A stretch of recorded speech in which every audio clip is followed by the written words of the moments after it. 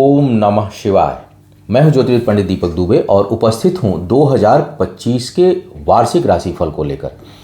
बहुत लंबे समय से आप लोगों को प्रतीक्षा रही होगी जो अब समाप्त होने वाली है। इस बार मैं जो ये वार्षिक राशिफल है उसको कई हिस्सों में लेकर के आ रहा हूं, जिसमें पहला हिस्सा जो देने जा रहा हूं वह है वार्षिक सारांश। हर राशि के लिए मैं वार्षिक सारांश दूंगा, उसके बाद अलग अलग विषयों पर आपको अलग अलग वीडियो थोड़ा सा डिटेल में दूंगा। तो कई वीडियो आएंगी, अभी उसकी घोषणा नहीं कर रहा हूं, लेकिन ये बता रहा हूं कि कई वीडियो आने वाली है और विस्तार से इस बार जो मैं आपको राशिफल 2025 का देने वाला हूं। अभी जो बात करेंगे वो वार्षिक सारांश की बात करेंगे हर राशि वालों के लिए, लेकिन जो मुख्य बातें पूरे वर्ष में रहने वाली हैं उस पर चर्चा कर लेते हैं कि क्या क्या मुख्य बातें रहने वाली हैं। लेकिन अब देखिए, जब चर्चा करूंगा तो इसमें तो भाई शुभ बात भी होगी और अशुभ बातें भी होंगी, अच्छी भी होंगी, बुरी भी होंगी।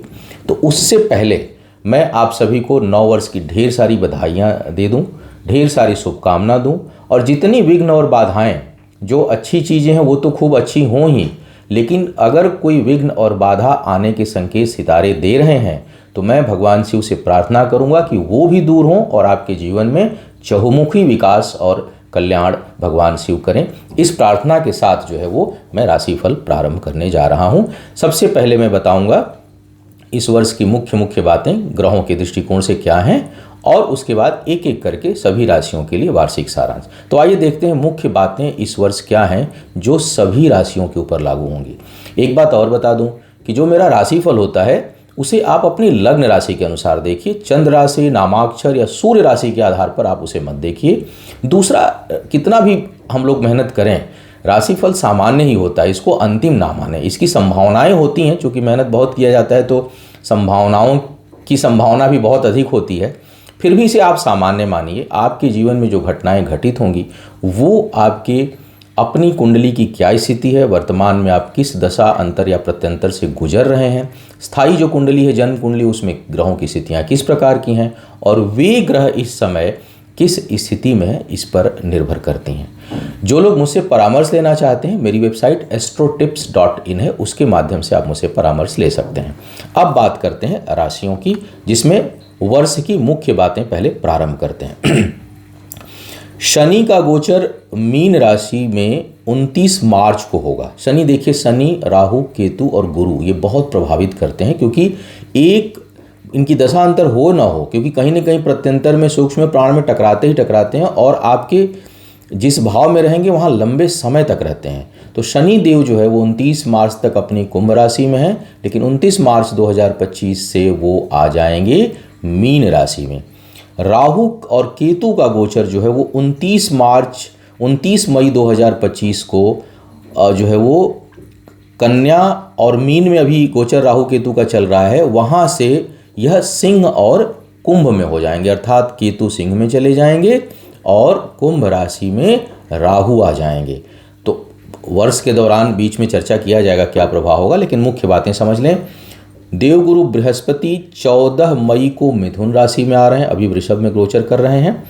18 अक्टूबर को कर्क में जाएंगे कुछ समय के लिए, लेकिन पुनः 5 दिसंबर को मीन में आ जाएंगे।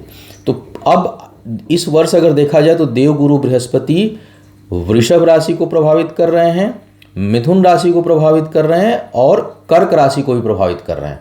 तो कुल मिलाकर के गुरु जो है वो थोड़ा सा इस बार जो है वो आपको अस्थिरता देने की स्थिति बना रहे हैं। 7.5 की अगर मैं बात करूं तो 7.5 चंद्र राशि से देखी जाती है। अगर जिसकी चंद्र राशि कुंभ है उनके लिए अंतिम शनि की ढैया शुरू होगी, क्योंकि जब मीन राशि में जाएंगे तो मीन वालों के लिए मध्य 7.5 क्षमा करिएगा 7.5 शुरू होगी, कुंभ वालों के लिए अंतिम, मीन वालों के लिए मध्य और मेष के लिए 7.5 का प्रथम चरण प्रारंभ इस वर्ष होगा 29 मार्च के बाद। ढैया की बात करूं तो चंद्र राशि से ही ढैया भी देखी जाती है।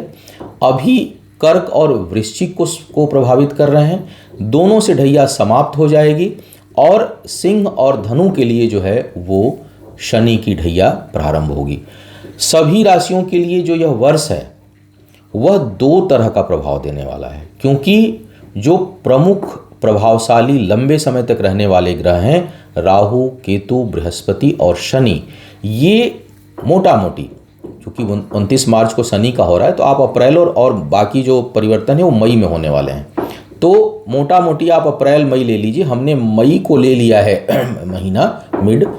मई से पहले हर लोगों के लिए कुछ प्रभाव वर्ष का अलग होगा और मई के बाद जो है वो कुछ प्रभाव अलग होगा। कुल मिला के थोड़ा सा यह वर्ष अस्थिरता देने वाला होगा लगभग सभी राशियों के लिए। किस किस के क्षेत्र में क्या होगा मई से पहले और मई के बाद, उस पर बाद में विस्तार से चर्चा करेंगे। इस वर्ष में 4 ग्रहण 2 मार्च के महीने में 14 और 29 तारीख को और 2 सितंबर के महीने में 7 और 21 तारीख को लगने वाले हैं। तो यह वर्ष का ग्रहों का सारांश मैंने देने का प्रयास किया। अब एक एक करके बात करूंगा कि आपकी लग्न राशि के अनुसार मई से पहले क्या इस वर्ष का सारांश है और मई के बाद क्या इस वर्ष का सारांश है। कहते हैं वृश्चिक लग्न राशि वालों के लिए कि किस प्रकार का यह वर्ष जो है वो संकेत दे रहा है। सामान्य, जैसा कि हमने हर लग्न राशि के लिए इस वर्ष को 2 हिस्सों में बांटा है, प्रारंभ से लेकर मई तक और मई के बाद। तो क्या संकेत दे रहे हैं सितारे इस वर्ष आपके लिए अलग अलग जीवन के क्षेत्रों में, यह सारांश स्वरूप ही वीडियो रहेगा। बाकी अन्य विषयों पर, मैरिज है, हेल्थ है, करियर है, इस पर थोड़ा सा विस्तार से अलग अलग वीडियो भी मैं दूंगा जिसमें कि और चीज़ों की चर्चा करूंगा। लेकिन एक समराइज्ड राशिफल मैं दे रहा हूं पॉइंट के रूप में, जो आपको याद रहे एक एक लाइन में। विस्तार से इसमें मैं नहीं गया हूं। हर वर्ष कुछ ना कुछ हम लोग प्रयोग करते हैं, तो इस बार मेरा ये प्रयोग है। देखिए, आपको उम्मीद है आपको अच्छा लगेगा, हम तो अच्छा सोच के ही करते हैं।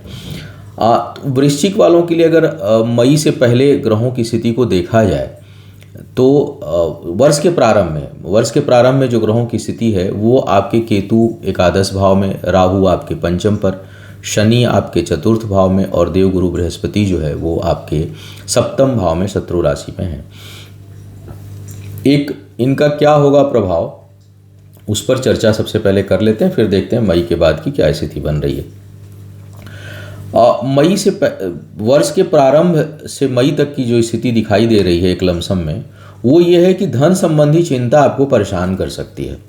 गलत निर्णयों से बचें, उत्तेजित होकर कोई डिसीजन ना लें। डिसीजन पावर बहुत वीक है, इसलिए कोई बड़े परिवर्तन के बारे में ना सोचें। और चिंतित तो रहेंगे आय को लेकर के, लेकिन प्रयोग से बचने की सलाह दूंगा। करियर पे जब बात करूंगा तो और विस्तार से चर्चा कर लूँगा।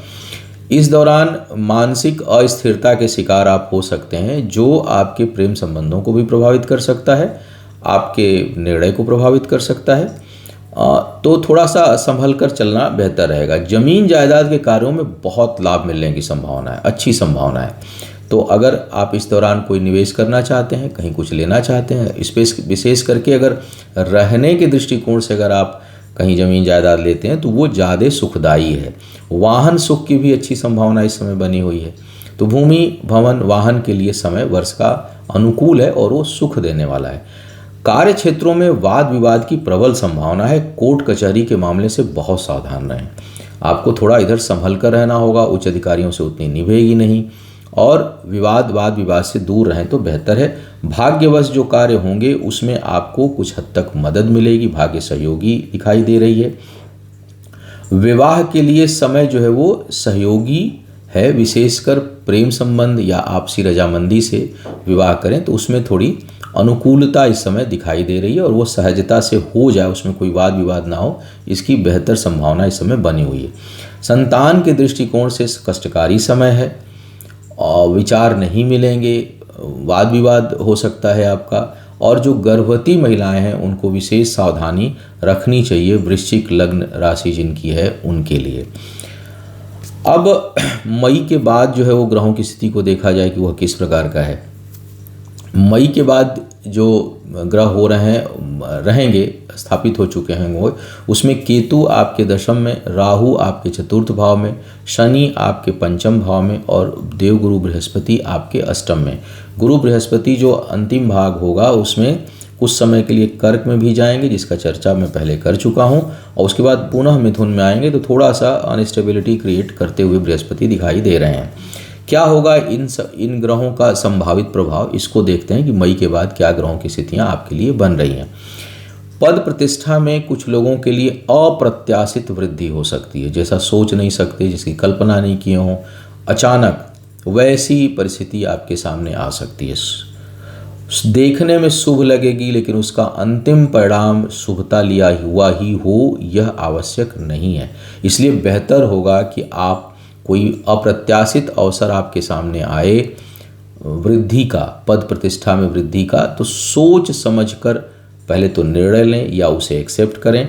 दूसरा, अगर ज्वाइन करते हैं, कोई नई जिम्मेदारी मिल रही है, तो उस समय मुहूर्त का ज़रूर ध्यान रखें ताकि वो उसमें शुभता बनी रहे। तो ये चीज़ तो जो है वो कुछ अच्छा भी, में अच्छाई बुराई नज़र आ रही है।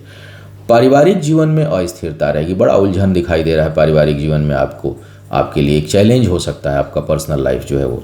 उधर आपको देखने की ज़रूरत है। ज़मीन जायदाद खरीदने से बचना है मई के बाद आपको। उच्च शिक्षा में सफलता का योग बेहतर दिखाई दे रहा है और शिक्षा के लिए स्थान परिवर्तन का भी योग बन रहा है। बहुत से लोग हो सकता है कि वर्तमान स्थान को छोड़कर दूसरी जगह जाएं शिक्षा ग्रहण करने के लिए। वैवाहिक जीवन में कठिनाइयों का योग है, संभल कर चलना होगा, स्थिरता बनाए रखनी होगी। संबंधों को संभालने की आवश्यकता इस समय पड़ेगी और धैर्य से चलने की जरूरत पड़ेगी। संतान के दृष्टिकोण से अगर मैं देखूं तो यह समय आपके लिए बाधापूर्ण समय है, और चाहे वो प्राप्ति का मामला हो, संतान के लिए जो लोग प्रयास कर रहे हैं, गर्भवती महिलाएं हैं, उनके लिए भी यह बाधापूर्ण कुछ ना कुछ हर्डल क्रिएट हो सकता है। और बच्चा बड़ा है तो उसके साथ वैचारिक मतभेद या संतान के कारण कुछ न कुछ मानसिक तनाव आपको प्राप्त हो। कई बार बच्चों का बिहेवियर ऐसा हो जाता है, छोटे भी होते हैं, 7-8 में पढ़ रहे हैं, 4th में 5th में, कि पेरेंट्स एकदम परेशान हो जाते हैं। तो मानसिक चिंता का कारण आपके बच्चे आपके लिए बन सकते हैं या बच्चा आपका आपके लिए बन सकता है। अब उसकी कुंडली क्या कह रही है वो तो उससे देखा जाएगा। आय के मामले में समय कुछ हद तक सामान्य रहने वाला है। धार्मिक और सामाजिक कार्यों में जो लोग लिप्त हैं, सच्चाई के पथ पर हैं, उनके लिए यह वर्ष विशेष सफलता देने वाला है। उच्च पद प्रतिष्ठा प्राप्त करने के बाद अगर जरा भी कुछ गलतियां हुई तो ग्रह गोचर ऐसे हैं कि जो है वो ग्रह माफ नहीं करेंगे। कोई भी गलत काम इस वर्ष आपके द्वारा होगा तो वो उजागर बहुत तेज होगा, बड़े आकार में होगा। छोटी गलती भी बड़े आकार में दिखाई देगी या दिखाया जाएगा अपोनेंट्स के द्वारा। जो भी आपका प्रतिद्वंदी हो, चाहे वो कार्यस्थल पर हो, राजनीतिक क्षेत्र में हो, पारिवारिक जीवन में हो, सामाजिक जीवन में हो, पड़ोसी हो, आपके छोटी गलती को बड़ा करके दिखाएगा और वो उजागर खूब उसमें हो हल्ला मच सकता है। तो कोशिश तो यही हो भाई, देखिए ईश्वर तो है नहीं लेकिन ज्योतिष का काम है सावधान करना, तो प्रयास तो यही हो कि छोटी मोटी गलतियां भी ना हो हमसे, और जहाँ हो वहाँ नमस्कार प्रणाम करके आगे बढ़ जाएं। कुछ क्षणिक नुकसान भी हो रहा तो उसे त्याग दें, ईश्वर के हवाले कर दें। तो यह था वृश्चिक लग्न राशि वालों के लिए इस वर्ष का सामान्य सारांश। आपका आने वाला समय बेहतर हो, आयु आरोग्य और ऐश्वर्य की वृद्धि हो। इन्हीं शुभकामनाओं के साथ आपसे विदा लूँगा। पुनः मुलाकात होगी किसी नए विषय पर, तब तक के लिए मुझे आज्ञा दीजिए। ओम नमः शिवाय।